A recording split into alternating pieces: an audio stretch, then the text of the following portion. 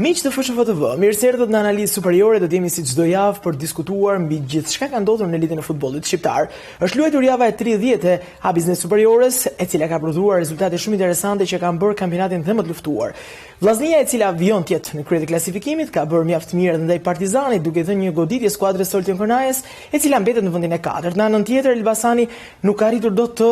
bëjë mirë përballë Dinamo Cityt, që është rikthyer në garën për zonën Final Four duke marrë një fitore të madhe në Erol Benja. Në anën tjetër, Ignatia ka marrë vendin e dytë në klasifikimin e përgjithshëm duke arritur fitoren ndaj Bylisit, një rezultat mjaft i mirë për skuadrën kampione të Shqipërisë. Një fitore të rëndësishme ka arritur të marrë dhe skuadra e Vorës në garën për mbijetesë, ndërkohë që në anën tjetër Flamurtarit e Tirana ngelen një barazim që bën garën për mbijetesë mjaft interesante dhe të luftuar deri në fund. Gjithsesi do të ndalemi hap pas hapi deri në fundin e kësaj maratone në këtë javë të 30. Por fillimisht doja të ftoja pikërisht në këtë bashkëbisedim Gjoen Tugun, videoanalistin e Federatës Shqiptare të Futbollit, kënaqësi që je me ne si çdo javë për të diskutuar e për të sjellë ato element interesant të kampionatit shqiptar. Si është imi Jurgen, faleminderit shumë, edhe me të vërtet patëm një javë shumë interesante ku disa nga ekipet që duhet tregonin dhëmbë dhe tregonin që ishin aty e bën, siç ishte Vllaznia apo Dinamo. Ignatia gjithashtu përgjigj, se tashmë edhe ajo duhet tregoj që është kampionja në fuqi. Ndërkohë që rezultatet kanë qenë pak për rezultat më të sikletshëm, ndoshta do ishte Flamurtari me Tiranën, që ishte një barazim i cila më shumë sikur i prishi punë të dyjave se sa ishte një betejë e vërtet që do ta ndihmonte shumë njërin prej tyre nëse do të kishim një fitore për secilën prej skuadrave. Por gjithsesi prezantojmë rezultatet e kësaj jave të 30, gjithçka nisi pikërisht në sfidën e zhvilluar në stadiumin e Flamurtarit, aty ku Kuqezin u ndan një barazim 1-1 me Tiranën, Partizani u mund në shtëpi 0-2 nga Vllaznia, Ignatia triumfoi 3-0 përballë Bylisit, Dinamo City fitoi me përmbysje ndaj Elbasanit, duhet thënë në shifrat 4-1, një nga ndeshjet më spektakolare të kësaj jave, ndërkohë që Vora në takimin e zhvilluar ditën e diel fitoi minimalisht përballë ekipit të Teutës. Sa i takon klasifikimit, skuadra e Vllaznisë vjen të jetë në krye të rënditjes në A-Biznes Superiore, tashmë ndjekur nga Ignatia, e cila është skuadra e dytë, forca e dytë e kampionatit, me 56 pikë Vllaznia, 54 skuadra Rrogozhinase, Elbasani zbret në vendin e tretë me 53 pikë, Partizani në vendin e katërt me 44 pikë, Dinamo City ndjek me 43 pikë, tashmë afruar me zonën Final Four dhe gjithçka do të jetë shumë e luftuar deri në fund. Në vendin e 6 është skuadra e Teutës me 38 pikë dhe betejë për mbijetesën duke nisur nga Bylisi me 30 pikë, po aq dhe Vora në vendin e 8, Tirana me 28 pikë dhe Flamurtari me 25. Se takon panoramës së parë kësaj situate të rezervuar nga java e 30, çfarë të bëri më shumë përshtypje, si të duk kjo javë në tërësi, sa interesante e bën kampionatin? Po, sigurisht që në çdo hap tani skuadrat, ne kemi thënë vazhdimisht edhe në javët e paraardhëse që janë në sprintin final. Edhe ishte, që përmendëm dhe pak më përpara, ishte koha që disa nga ekipet duhet tregonin forcat e tyre. Dinamo për shembull që kishte kohë pa shënuar kaq shumë gola e bëri këtë gjë. Vllaznia që duhet të luante kundër një Partizani që ne e kemi përmendur gjithashtu që është një nga ekipet më në formë, arriti një fitore mjaft rëndësishme jashtë fushë. Janë ndeshje të cilat kanë pasur do kenë një impakt të tyrin, edhe sidomos sepse edhe në javët në vazhdim situata vazhdon të bëhet më ngarkuar, duke qenë se numri i ndeshjeve zvoglohet dhe pikët janë aty për secilën. Mos ndoshta dëshira për të mos e humbur një ndeshje zbe pak bukurinë, duke marrë rastin konkret të sfidës mes Flamurtarit dhe Tiranës për të hyrë gradualisht dhe tek rastet që kemi përzgjedhur për këtë sfidë. Mos ndoshta frika për të mos u mundur në një farë mënyrë ndikon edhe në performancën e skuadrave, si e sheh këtë drejtim, sepse jemi shumë pranë fundit dhe tashmë llogaritë bëhen me lapse me letër, çdo pikë vlen jashtëzakonisht shumë. Sidomos në rastin e ekipeve që janë për mbijetesë, çdo pikë ka vlerën e vet. Në qoftë se flasim për mënyrë loje, Tirana, sidomos që kur ka ardhur edhe trajneri Shehi, është duket që është një ekip që pret të ruajë në blok të mesëm dhe të kundërsulmojë. Dhe pastaj në momentin që të shënon shumë shpejt një gol, dhe sidomos kundër një Flamurtar që pavarësisht se ka pasur ato luhadet e veta në kampionat, por është ekip që ka treguar që në fushën e vet ditë bëj mirë, ka mundur 2 herë Vllaznin kryesuese për shembull, kështu që ka gjithsecila ajo ka ato secili ekip do të marrë ato çfarë do. 1-1, një barazim që ndoshta i rri më mirë paksa skuadrës Tiranës, e nisi mirë me golin e shënuar nga Tabekuqi në minutën e 3, ndërkohë që Maksuti, në krahun tjetër, ishte ai i cili barazoi shifrat me 11 metrash në limitën kohën shtesë. Statistikat një tregues i qartë i asaj çka skuadra dha në fushën e lojës, për të ndjekur edhe në mënyrë vizuale çka prodhoi ky 90 minutësh, krahas rezultatit 1-1, expected goal 1.37 për 1.27 ndjes për skuadrën e flamurtarit. Në krahun tjetër 0.68 Tirana, ishte produktive maksimalisht me mundësitë që ju krijuan, gjuajtjet në port 11.6 për skuadrën Kuqezi, 8.3 për Bardh e Blut, mbajtja e topit 62 në përqindje, 38 për skuadrën e Tiranës, dominues ekipi i Vlonjat, duelet fituara 88 me 70, goditje nga këndi 6-5, asnjëra nuk ka konkretizuar tentativa drejt kuadratit në këtë drejtim, duele ajrore 24-15, faula 8-20 dhe topa të rekuperuar 83-74. Në planin e parë duket sikur flamurtari ka merituar diçka më shumë. Je dakord me këtë konstatim? Po, nga statistikat po, por siç e tham, ndikoi shumë edhe çfarë ndodhi me Tiranën pasi shënuan golin, sepse ato kërkuan që të ruajnë atë rezultatin minimal, sigurisht duke shfrytzuar ato që javët e fundit ka qenë arma atyre më e fortë, që është pikërisht tranzicioni pozitiv ose dhe kundërsulmet e shpejta që ato kanë bërë. Do thoja që për flamurtarin është një pikë e shenjtë, sido që të jetë, sepse një humbje do të ishte shumë drastike, do ta largonte me 6 pikë nga zona e shpëtimit, ndërkohë që për Tiranën ishin 2 pikë të humbura, të cilat do ta mbanin aty dhe me Vorën e cila fitoi ndeshjen e saj. Tek skuadra vlonjate duket sikur Maksuti ka marrë rolin e liderit në fushën e lojës. E kemi parë jo vetëm me gola, por dhe në mundësitë që i krijon, situatat që menaxhon dhe administron në fushën e lojës, madje edhe ndaj Tiranës pati disa momente ku provoi të zgjidh vetë situatën. Ishte lëvizja e Maksutit i cili doli në krahun e majt praktikisht, ishte sulmues i majt, por më shumë të ishte si një sulmues i fshehur dhe ishte ai lojtari kyç për nga vinte edhe ndërtimi i lojës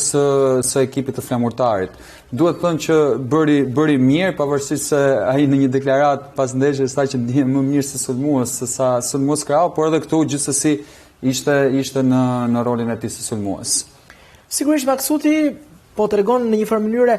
që është rritur shumë, krahasuar edhe me sezonin edhe më parë, ka qenë një nga investimet më të goditura ndoshta të skuadrës së flamurtarit merkaton verore, sepse u investua për të blerë kartonin e tij nga skuadra e Apollonisë në kategorinë e parë, mos gaboj. Po padyshim dhe pikërisht dhe fakti që ai ka ardhur nga kategoria e parë dhe ka bërë mirë edhe në biznes superior tregon shumë. Madje edhe vetë ekipi duket se i ka besuar që në fillim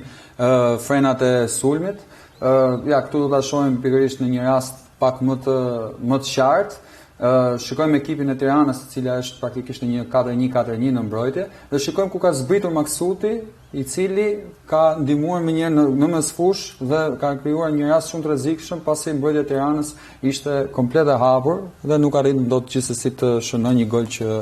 mund sillte ndryshimin e rezultatit. Po sigurisht Tirana duket sikur u ndikua shumë nga goli i shpejt i realizuar nga Tabeku në minutën e 3, sepse më pas vuajti shumë presionin e skuadrës flamurtarit, megjithatë kam përshtypjen që vendosja e skuadrës nga Urges Shehi ishte e dura, i mori masat për të bllokuar ndoshta edhe manovrat sulmuese të skuadrës Kuqezi, referuar edhe me rastin që do të ilustrojmë. Po, është ajo çfarë po bën Tirana në këtë javë të fundit. Ka dëshirë që të bllokojë lojën e ekipit kundërshtar, të bllokojë sidomos pasimet mes linjave, pavarësisht se në aksionin e parë nuk ndodhi, ndërkohë që këtu është pak më ndryshe. Këtu në këtë rast për shembull çfarë pam një 4-1-4-1, ndërkohë që këtu ekipi në blok të mesëm është vendosur në një 4-4-2 dhe shikojmë të dy lojtarët e krahut të Tiranës se si vinë të ndihmojnë në prapavi. Në këtë rast Xhixha dhe Tabeku, është Kobiljar në fakt, Xhixha kanë qëndruar përpara, Kobiljar. Dhe më pas nga krahu tjetër është Tabeku. Këtu shikojmë që vera në çdo hap është duke ndjekur Maksutin, edhe është Tabeku ai që ka zbritur akoma më tej dhe është Tabeku që shkon në drejtim të Peraltës, i cili më pas u bë praktikisht i sulmues i majt në momentin kur ekipi ndërtonte, meqense Maksuti rrinte më në mes. Po sigurisht që Tirana në atë filozofinë e saj gjatë këtij edicioni ka qenë një skuadër pragmatiste, nuk është se ka patur një mori rastesh, më shumë ka qenë cinike, ka arritur që të shënojnë ato pak mundësi që janë krijuar. Po, por tashmë është e vërtetë dhe është bërë akoma më e vërtet edhe në fazën e fundit, sepse edhe me bleret që u bën në merkaton e janarit, është rritur, duhet të thënë, ndoshta cilësia e ekipit, por duan të jenë sa më cinik tjetë mundë duke marrë parasysh edhe renditjen ku vendi pozicionin në tabel ku gjendet skuadra. Po krahun tjetër duket sikur mbrojtja mbetet një repart që është delikat, sepse edhe flamurtari arriti që të krijojë situata të rrezikshme, ndaljet nga krahët, inkursionet që pati, duke krijuar edhe mundësi serioze për të realizuar golin e barazimit. Po, është e vërtetë, nuk do thoja që është rastësi që po të shohim edhe javën e fundit, shumica e ekipeve që kanë sulmuar Tiranën janë munduar të sulmojnë sidomos edhe në lojën nga krahët. Flamurtari gjithsesi është munduar, ka prodhuar shumë lojë, siç e pamë statistika është ekipi që mbajti më shumë topin. Ktu sërish Maksuti është ai që luan një rol kyç, pam Ramanin që iku tej, ndërkohë që Vera këtu pati një problem komunikimi me një nga mbrojtësit e tjerë të Tiranës, sepse fillimisht ishte me Maksutin dhe më pas u kthye me vrap në mbrojtje se erdhi një lojtar tjetër për ta mbuluar sulmuesin e kuqezinëve.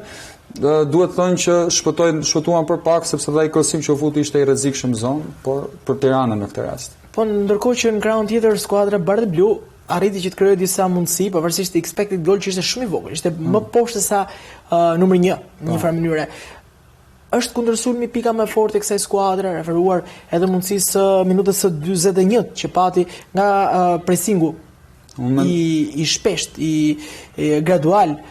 i ekipit të shejt ndaj flamurtarit deri tek mundësia për të ndryshuar diçka? Unë mendoj që po, sepse edhe po të shohim edhe golat që kanë ardhur në javën e fundit nga ekipi i Tiranës kanë ardhur nëpërmjet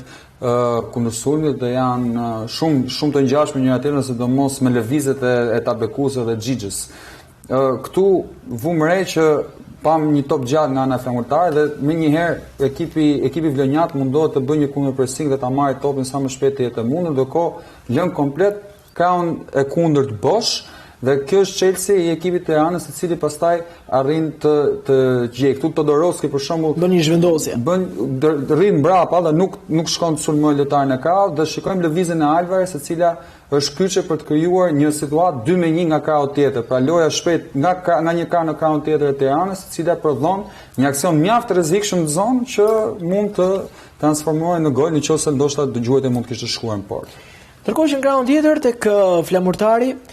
situatat 1-1 ndoshta janë interpretuar në mënyrën e dur, pam ndoshta momentin që Tirana ishte superiore duke krijuar një avantazh në krahun e djathtë, por Todorovski një element kyç i skuadrës vlonjate, apo jo? Po, dhe me mënyrën se si edhe po kërkonte ekipi golin, Todorovski ishte kyç duke shtyrë përpara, edhe duke munduar të krijojë një lloj superioriteti. Këtu në minutën e 65 dhe shikojmë pikërisht vendosjen e Tiranës mbrapa, duke kërkuar të lërë asnjë lloj hapësire afër portës së saj, por flamurtari arriti të dalë, munduan ta fusin një top mes dhe këtu shikojmë lëvizjen e Xhixhës me shumë kujdes, sepse është lëvizja karakteristike, niset përpara në momentin që ekipi do të marrë topin, nuk e marrin dot, dhe është pikërisht Maksuti i cili bën një pasim shumë të mirë duke ndruar krahun, duke qenë se te Todorovski pikërisht Xhixha kishte shkuar përpara, duke lënë Todorovskin komplet të bosh atisur në hapësirë, duke futur një cross mjaft rrezik, cross gjuajtje ishte pak a shumë në zonë. Një asist si një mundësi për skuadrën kundërshtare dhe mund të ndikonte në ndryshimin e rezultatit shumë më shpejt se sa nga erdhi goli i barazimit. Tashmë për të bërë llogaritë është pak sa e vështirë, sepse po të marrim në konsiderat kalendarin, nuk është se ka ndeshjet lehta për asnjërin prej skuadrave, por Tirana i konsumoi ndeshjet e saj me rivalet direkt që në 3 javët e para të fazës së 4. Tashmë do të ketë 5 përballje me skuadrat që do të ndeshin me zonën Final Four, ndoshta duke përfshirë edhe Teutën, pavarësisht se është në një distancë pak më të largët se skuadrat e tjera. Sa e vështirëson misionin mbjetesë për ekipin bardhë blu kalendari? Ne kemi thënë që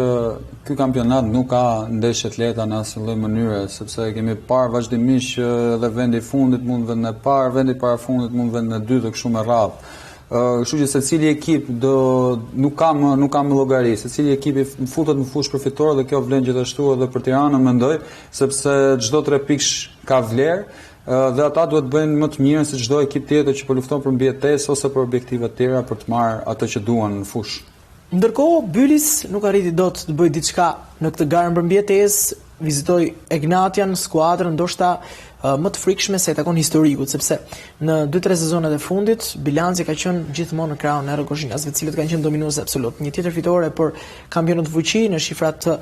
3-0, duke fituar të terren përballë ekipeve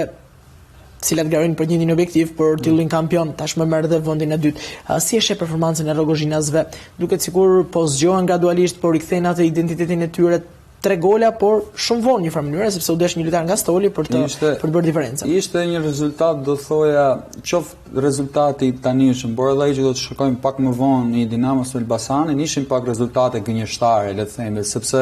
nëse do ta shikonim ndeshjen nga vetëm rezultatin, do thonim këto ekipe pas janë dominuar, ndërkohë që ajo çfarë pam fush, pam për shembull një Bylis i cili u mbrojt mjaft mirë, kishte ardhur me synime shumë të qarta, qëndronte në blok të mesëm, në blok turë dhe për të shfrytzuar kundër sulmit. Por edhe Egnatia, e cila kërkonte më do mos fitoren, sulmonte me shumë lojtarë në fushë dhe me gjitha me shumë lojtarë në zonë, rrjedhimisht që do ta shikojmë pak a shumë edhe në klipet tona. Ndërkohë, sa i takon statistikave, expected goal për skuadrën Rogozhinase ishte shumë e ulët, krahasuar me 3 golat e realizuar 1.08 ekipi i Egnatias, por në anën tjetër 0.08 expected goal për skuadrën ballshote. Ndoshta nga më tulta që kemi parë në këto javë, që kemi patur mundësinë për të bërë analiza, goditje dhe në kuadrat 9-5 për Egnatian, 3-1 për ekipin e Bylisit, mbajtja e topit 68 me 32 në përqindje në favor të Rogozhinasve, duelet fituara 82-65, goditje nga këndi dhe tentativa 1 për Egnatian, 2 për Bylisin, nuk ka arritur do të konkretizoj tentativa skuadra ballshiote. Dueli erore 14-14, faula 11-11 dhe topa të rikuperuar 58-51. Expected goal e kemi prekur çdo javë, ndoshta për ta bërë edhe më të qartë për ata që na ndiqin se si funksionon, por 0.08 duket një shifër shumë e ulët për mundësitë e golit. 3 gjuajt e njën, por dhe nuk ka se si ndodhin ndryshe, sepse dhe ato gjuajt që edhe nuk është se kishin një lloj rrezikshmërie, por nga krau tjetër, megjithëse ekipi Egnatias kishte mbajtur topin, nuk është se kishte bërë një numër aq të madh gjuajtesh për sa i përket asaj çfarë mund të bënte. Që tregon sepse edhe mbrojtja e ballshit deri në një pikë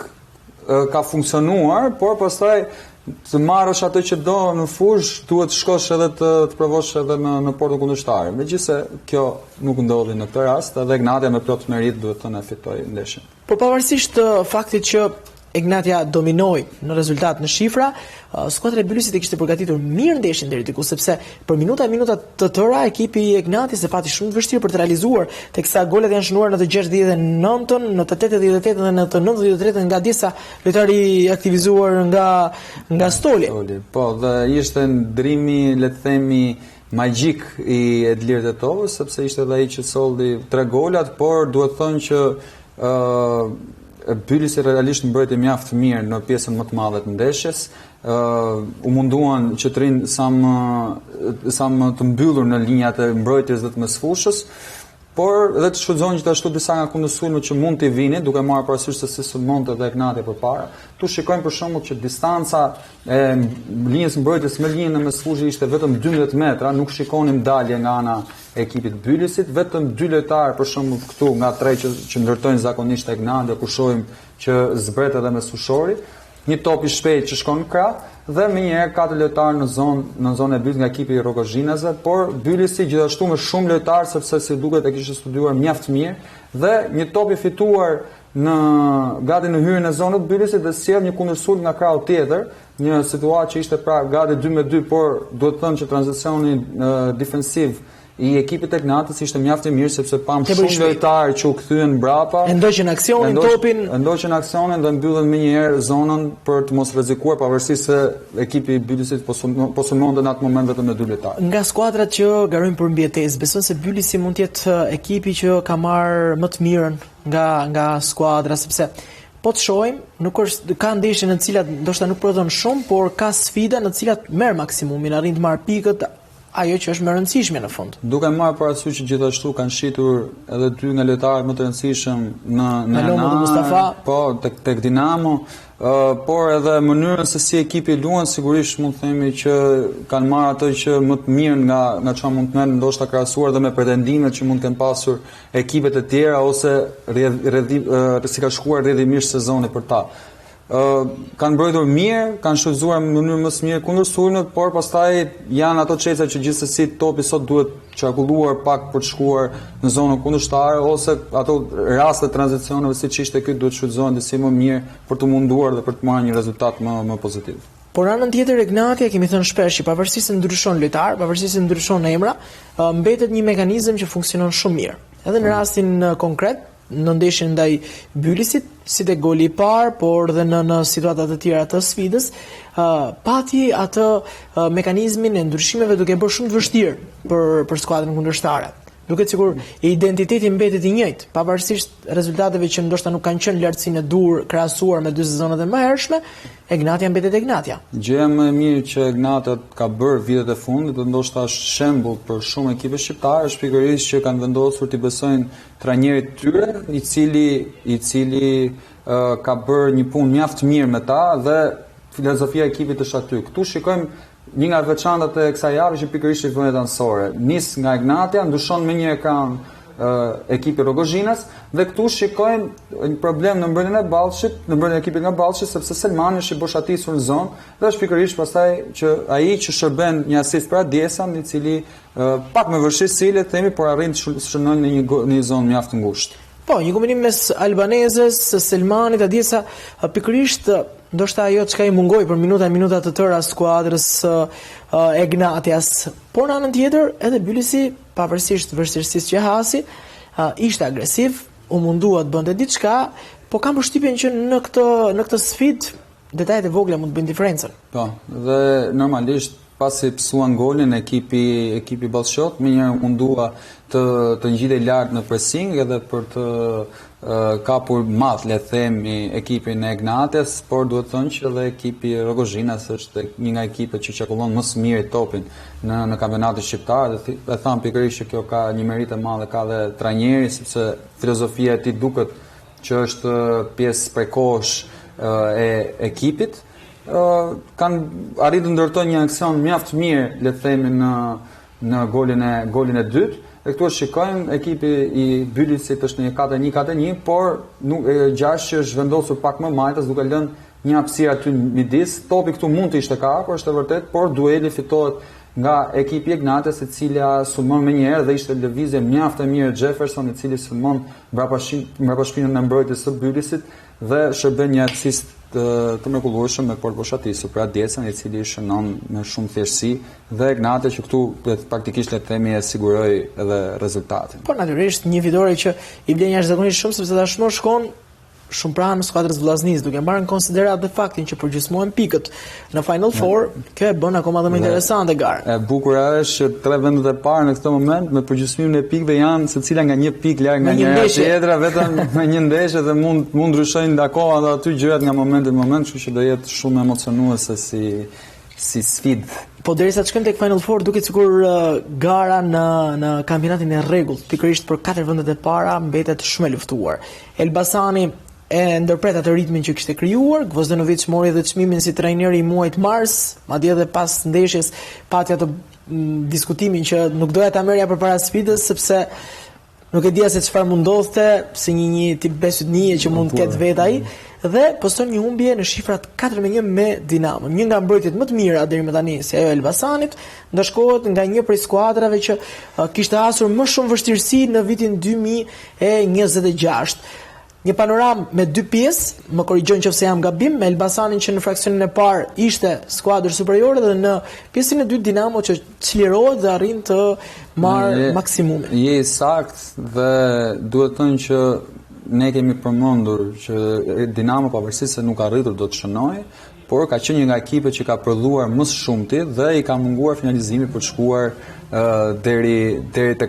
ka shkuar deri te porta, po pikërisht nuk arritur do të shënojë gol. Dhe këtu ndoshta ka ndodhur dhe shpërthimi më në fund i Dinamos, e cila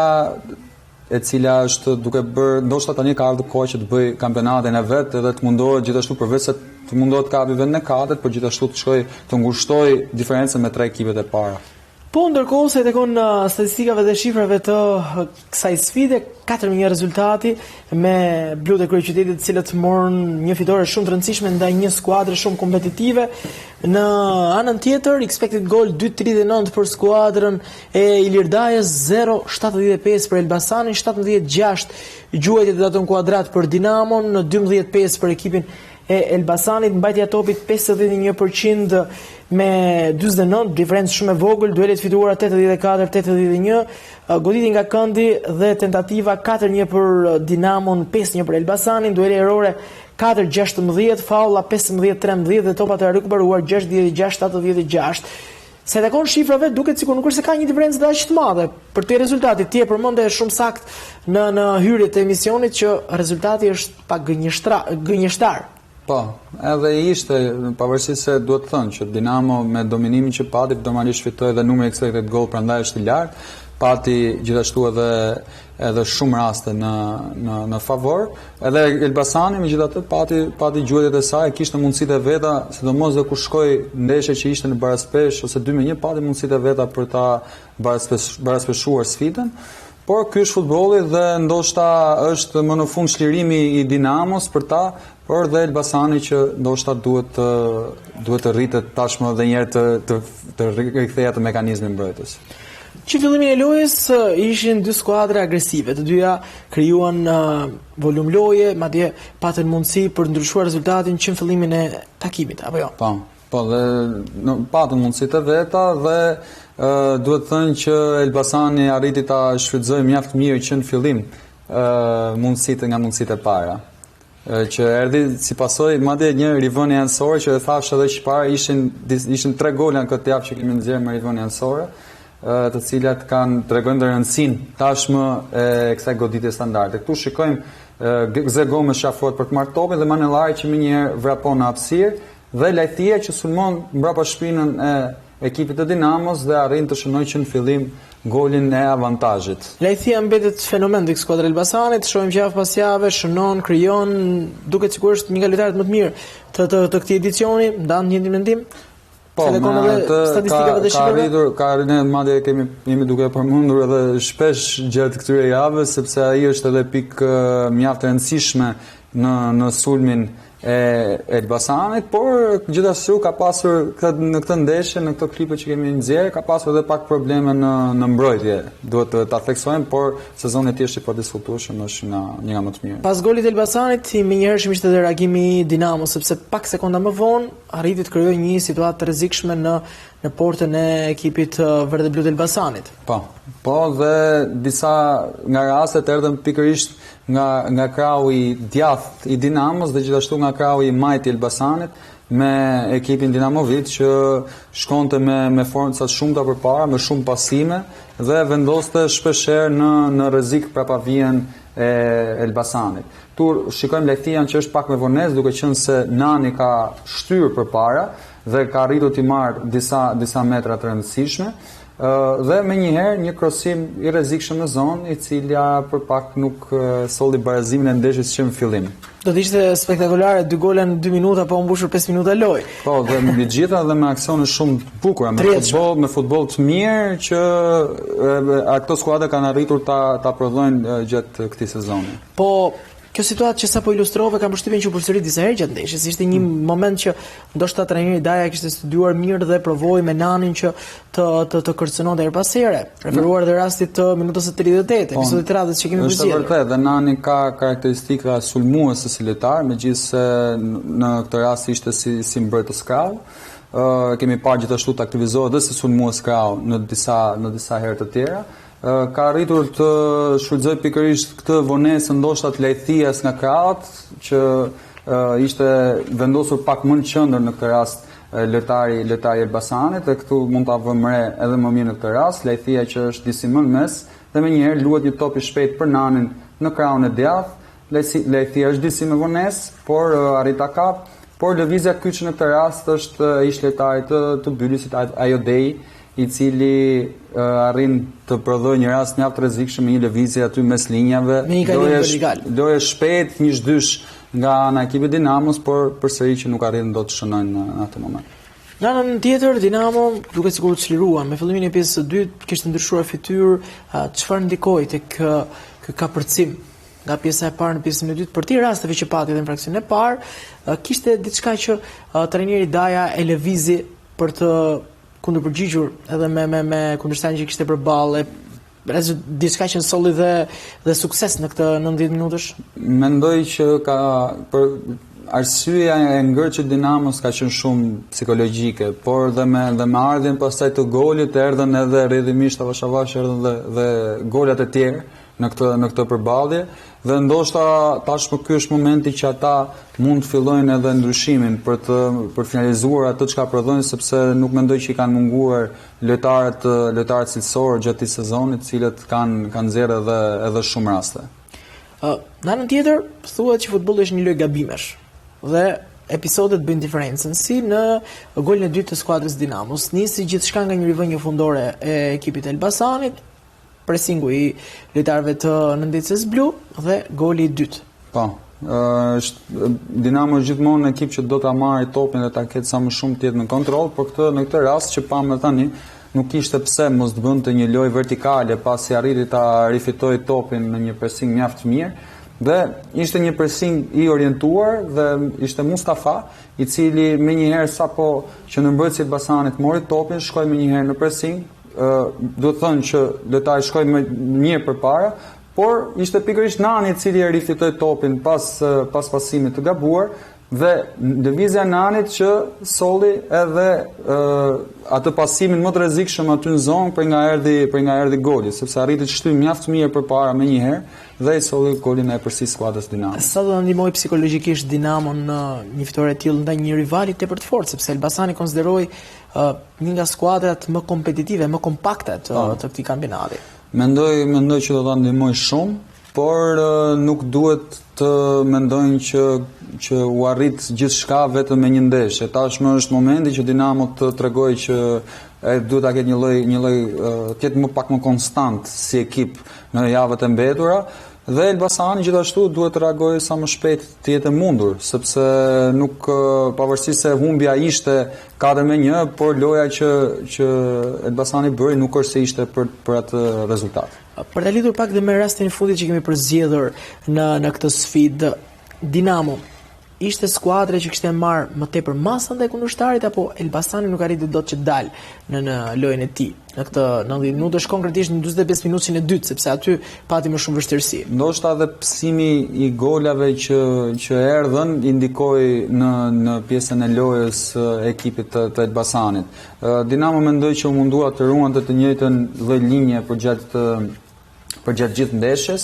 dhe u bën mirë, po këtu shikojmë gjithsesi një pressing mjaft agresiv nga ana e Dinamos. Shikojmë Azemovic që pavarësisht pressingut të bregut arriti ta mbajë topin mjaft qetësisht, mjaft mirë, dhe Nxorri ishte ai që pika kyçe që nxorri ekipin përpara. Dhe shikojmë këtu janë 5 lojtarë Dinamos që janë grumbulluar në krahun e djathtë dhe menjëherë me një ndryshim krahu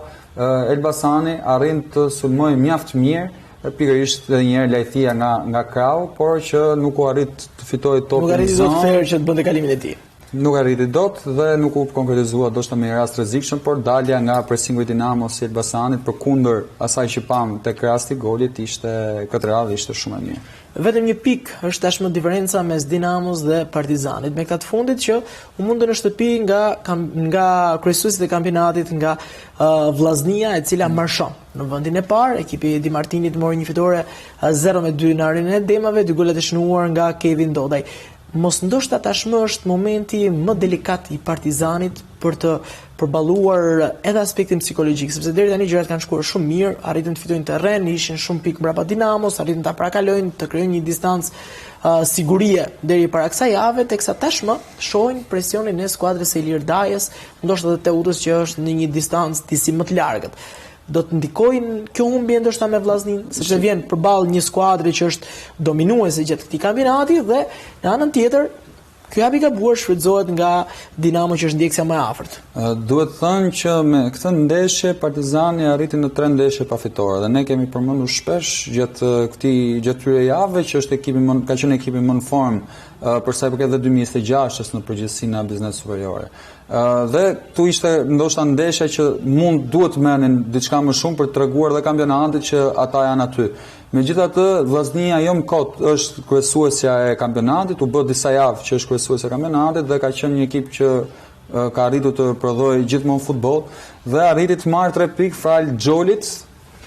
Kevin Doda, një tjetër lojtar i kombëtarës 21 vjeçarëve të Shqipërisë, i cili bëri le të themi diferencën në ato minuta që u fut si zëvendësues. Një tjetër lojtar që aktivizohet nga Stoli dhe arrin që t'i jap skuadrës maksimumin, ashtu si sulmuesi Ignatias edhe tek sfida e Vllaznisë. Interesante në fakt edhe me alternativat, sepse skuadrat që pretendojnë duke sikur kanë lojtar me shumë potencial edhe në momentin që nuk i kanë aktivizuar nga minuta e parë janë të aftë të integrohen gjatë lojës dhe të bëjnë diferencën. Kjo është e mirë, ne shikojmë edhe në përballë, kjo është e mirë edhe ekipeve të suksesshme që sa më shumë lojtarë cilësor të jenë në qarkullim në grup, atëherë aq më mirë është dhe rritet konkurrenca në ekip dhe mund ndryshojnë fatin e ndeshjes nëse futen edhe nga Stoli. Dhe duhet të thënë që qoftë Tetova, qoftë trajneri Edi Martini bën ndrime mjaft goditura të cilat i sollën edhe fitore në ekipit e tyre. Sa i takon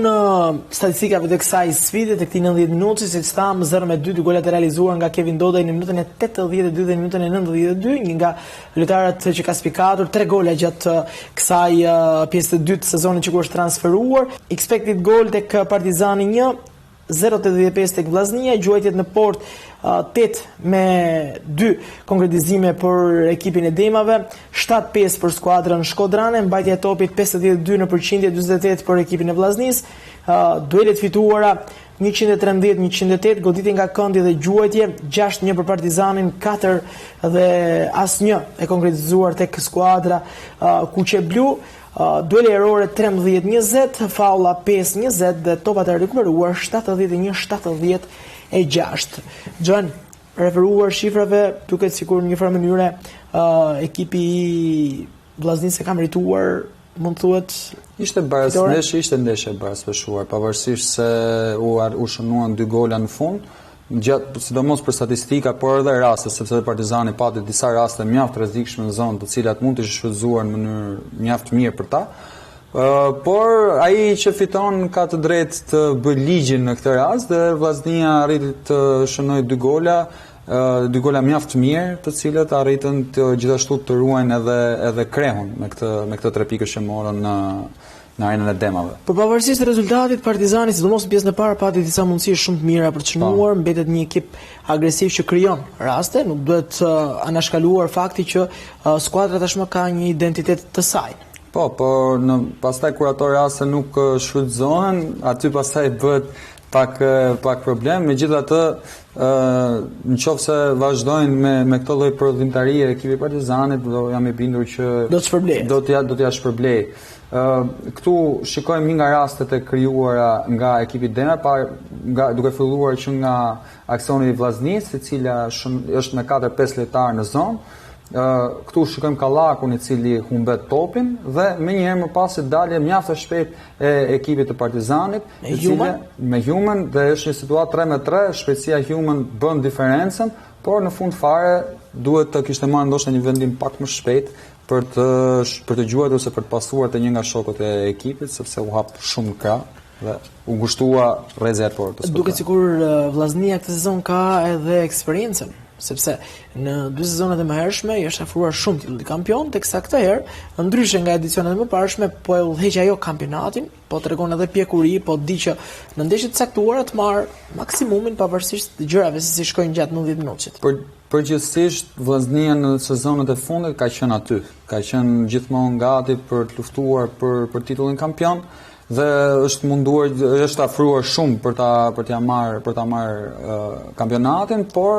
tashmë është dhe moment edhe për të treguar se vitet e kaluara kanë qenë një eksperiencë mirë dhe të mos bëhen gabime si më përpara, kështu që mbetet për t'u parë dhe se si do të jetë ecuria e tyre në vazhdimsi. Si duket tranzicioni i skuadrës së Partizanit, sepse kemi parë që është i aftë ky ekip të ndërtojë aksione të rrezikshme që nga porta, që nga pano qirkull, nga një rivënje fundore deri në majën e sulmit. Po, është një karakteristikë mjaft e mirë e ekipit Partizanit, e cila më duhet thënë që është zhvilluar akoma dhe më mirë javët e fundit, sepse më përpara ishte një ekip që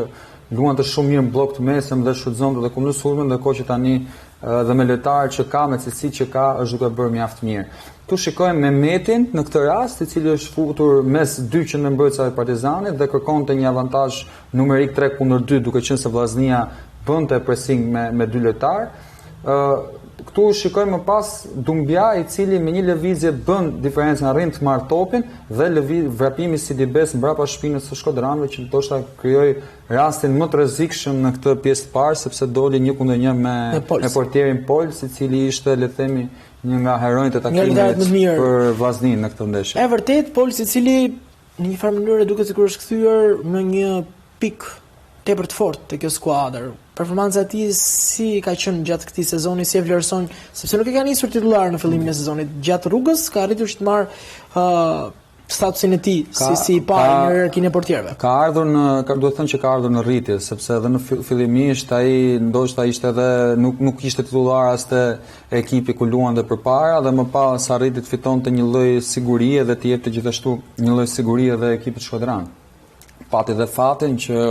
ndoshta Jukaj në këtë rast për fatin e tij të keq u dëmtua në një ndeshje të kombëtares U21 me Zvicrën dhe më pas ai nuk e lëshoi më vendin dhe me drejt, sepse performancat e tij kanë qenë përgjithsisht shumë të mira dhe i kanë pasur raste si në këtë ndeshje që është një nga arsyet kryesore pse Vllaznia ka dalë me 3 pikë nga Kryeqyteti. Ndërkohë Vllaznia cinike duket sikur e ka humbur disi atë agresivitetin e fillimit të sezonit, sepse ishte një nga skuadrat që krijonte më shumë raste, ndërkohë që tashmë arrin që të shfrytëzojë ato mundësi që krijohen. Megjithatë ka element shumë cilësor në repartin e avancuar, krahas Bekim Balet që është shënuesi më i mirë i kampionatit, kemi parë Kallakun, është Esat Mala, Murata, i cili u rikthye titullar në fakt, sepse në pjesën më të madhe të sezonit nuk ka qenë startues, por e përligjën në një farë mënyrë edhe statusin e titularit në këtë sfidë. Me Malën që u mor mjaft të mirë në kombinime,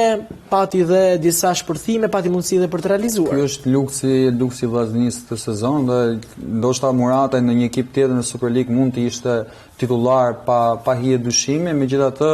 janë shumë lojtarë në ekipin Shkodran edhe konkurenca është e madhe dhe prandaj ndoshta pastaj varet se çfarë ka parë edhe trajneri në stërvitje. Megjithatë nuk mendoj që Vllazni si ka rënë agresiviteti, por tashmë ndoshta edhe poruan disi më shumë forcat duke marrë parasysh se si po shkon sezoni. Megjithatë në pressing në këtë rast shikojmë Pusin, i cili në këtë rast ka shkuar me lojtarin e Partizanit deri në fund dhe pikërisht nga ky pressing i mirë i ekipit Shkodran dhe lufta për topin e dytë, sepse duelet e fituara kanë shumë rëndësi në futbollin e sotëm, arrin të marrin topin edhe të krijojnë një rast mjaft të rrezikshëm me një nga lojtarët që përmendet ti që është pikërisht Esat Mala, i cili me një gjuajtë nga jashtë zone krijon një rast të rrezikshëm në portën e Partizanit. Çfarë impakti ka Bekim Bale në këtë skuadër, sepse në javën e fundit e ka patur të vështirë për të gjetur golin, pavarësisht se është shënuesi më i mirë dhe favoriti kryesor për të fituar kupën dhe këtë edicion në biznes superiore. Mbetet lideri pa diskutueshëm i kësaj skuadre dhe në momentin që nuk arrin dot të shënojë. Unë mendoj që po, sepse nuk është patjetër e domosdoshme që sulmuesi të bëj gola që ekipi të fitojë. Në këtë rast për shembull ishte Doda që shënoi 2 gola dhe Bale luan mjaft mirë rolin në ekip dhe është një nga shtyllat më të forta të skuadrës. Këtu shikojmë ndërtimin e Vllaznisë dhe po të vëmë re shikojmë Gurishtën edhe Çelikovic që janë futur shumë brenda në mesin e fushës duke krijuar një mbingarkesë në mesfushën e Partizanit. Gurishtëa vazhdon të rri brenda dhe shikojmë me kujdes pastaj Çelikovic, i cili në mënyrë efektive nga qendërmbrojtës i djathtë shkon bëhet një sulmues. Dhe lojtari që vjen poshtë për të ndërtuar nga ana e ekipit Vllaznisë është pikërisht Sherif Kallaku, një lojtar mjaft cilësor, i cili shfrytëzon më pas edhe veprim mjaft të mirë të Muratajt për t'ia çuar topin këtë fundit dhe për të krijuar një rast rrezikshëm ku këtu jemi 4-3 në zonën e demave. Kreti harruar Bala, I cili pati mundësinë e goditjes. Nuk shënoi, por ndoshta po nëse ekipi s'do kishte fituar, mund të ishte le të themi pak më tragjike, por çdo sulmues humbet raste në fund të ditës, kështu që nuk mendoj se është një problem, edhe ai ka treguar që është një sulmues me mjaft përvojë, I sulmues si kombëtarës, edhe po mendoj që është një nga arsyet kryesore pse ekipi po ecën kaq mirë. Pak më herët përmendë që rivendit anësor janë kthyer në një element shumë të rëndësishëm në skuadrat në Shqipëri, sepse edhe goli I parë I Vllaznisë erdhi pikërisht nga një rivënje Gurishtës. Po, ishte një rivënje gjatë, por nuk ishte vetëm çështja që e Gurishtës, por gjithashtu edhe se si sulmoi ekipi Shkodran, sepse e solli këtë rivënje anësore pikërisht si të ishte një goditje nga këndi. Dhe pam që disa nga lojtarët më fshat lart të kuqe bluve kishin shkuar në zonën kundërshtare, duke përfshirë këtu edhe Gjini, I cili bëri asistin, por gjithashtu edhe Çeliković. E megjithatë, në shtyllën e dytë kishte edhe lojtarë të tjerë përveç Dodajt, si për shembull e Bismarck, dhe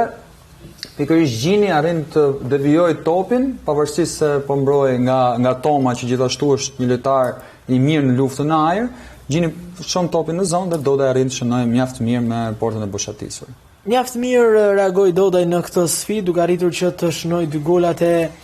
fitores për ekipin e Vllaznisë, duke dërguar Partizanin në një pozitë jo fort komode. Kjo humbje u shfrytëzua maksimalisht nga skuadra e Dinamo Cityt, por nuk u shfrytëzua nga ekipi I Teutës, që u mund në takimin e fundit zhvilluar ditën e diel nga skuadra e Vorës, e cila në linjën paralele arrin të marrë një fitore që e ndihmon shumë në garën për mbijetesë, sepse tashmë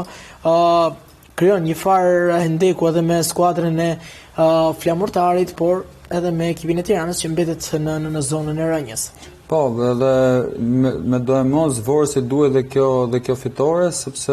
pavarësisht se ka arritur të marrë në një pikë tek këtu gjatë 3 javëve të fundit, por I ka munguar 3 pikë gjithashtu për t'i dhënë një moral ekipit. Kujtojmë edhe trajneri Bellaj para pak javësh ishte gati të jepte dorëheqjen sepse gjërat nuk po shkonin siç duhet për ta. Megjithatë, kjo fitore erdhi ndoshta në momentin më të vështirë edhe I duhej për të konsoliduar disi veten në renditje, duke shkuar 5 pikë nga Flamurtari që është në vendin e fundit për shembull. Sa I takon statistikave, shifrave që na prodhoi kjo sfidë, si duk Vora, por do ta shtym vetëm pasi të prezantojmë panoramën e detajeve që ti veti ke nxjerr personalisht. Se I takon rezultatit 1-0, expected goal 0.88, 1.13 skuadra e Teutës, gjuajtje dhe në port 6-3 për vendasit, 12-5 për ekipin e Teutës, mbajtja e topit 44 me 56%, duelet fituara 108-101, goditje nga këndi dhe tentativa 7-3 për Vorën, 5-2 për ekipin e Teutës, duele errore 16-22, faula 22-17 dhe topat e rikuperuar 63-48. Teuta duket që ishte pak më superiore në drejtimin e shifrave, por futbolli nuk është shkencë eksakte. Paka shumë numrat ishin të njëjtë në prodhimin e rasteve dhe gjithsesi fiton ai e tham dhe çfarë, ai që fiton ka drejt të thotë atë që dojë në fund të ditës. Vora megjithse ishte pak nuk ishte ndoshta atë mbajtjen e topit dhe pak më ulët në expected goals, megjithatë është një ekip që ka treguar gjithmonë që ditë mbrohet mirë dhe sidomos kur luan në fushën e vet, është ekip që mund të marrë pikë çdo ekipi praktikisht. Shkojmë një herë tek rasti I parë I përzgjedhur pikërisht për këtë sfidë, ai minutës 21 me takimin mes Vorës dhe Teutës, rasti I krijuar. Që është një rast që ka pasur menjëherë nga tranzicioni në tranzicion, sepse këtu shikojmë menjëherë ekipin e Teutës I cili fiton një top mes fush, vorakët kthehen menjëherë mbrapa dhe mjaft mirë, arrin të rikuperojnë një top të rrezikshëm që u kthye rrjedhimisht në rrezikshëm për ta dhe u krijua një rast mjaft I mirë në portën e Vorës. Në portën e Teutës. Yes. Një mundësi mjaft e mirë, një goditje e cila shkoi pastaj u dal nga portieri dhe shkoi një goditje nga këndi. Pikërisht goditja nga këndi është një tjetër element që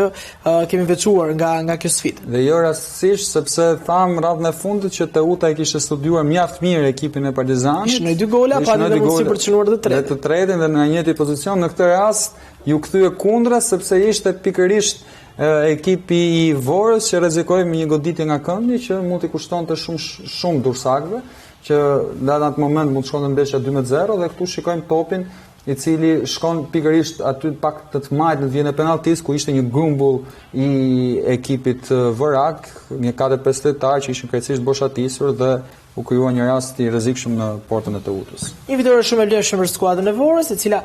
siç thamë do të garojë deri në fund për të siguruar qëndrimin në elitën e futbollit shqiptar. Është sezoni I parë në fakt I tyre në biznes superiore dhe kanë bërë mjaft mirë pavarësisht se në dy fazat e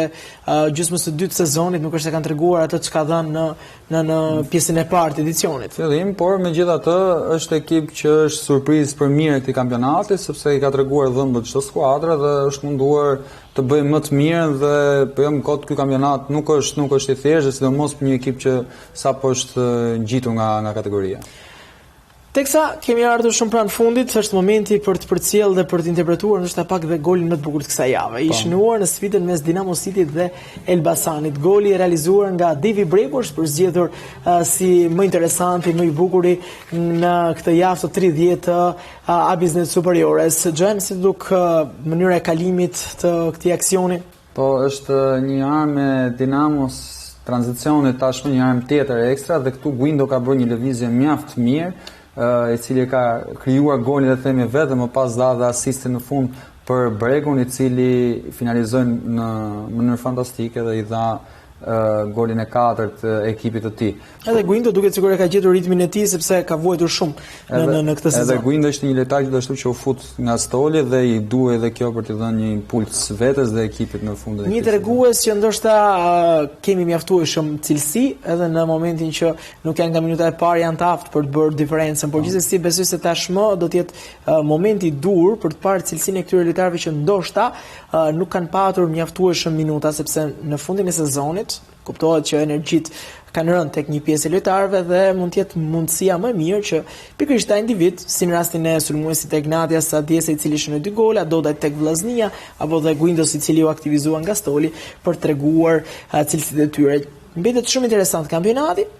Do të kemi në fundjavë javën e 31, e cila pritet durojë akoma dhe më shumë emocione sepse tashmë çdo pikë ka një vlerë të jashtëzakonshme. Ndikim edhe listën e ndeshjeve që do të kemi, pikërisht në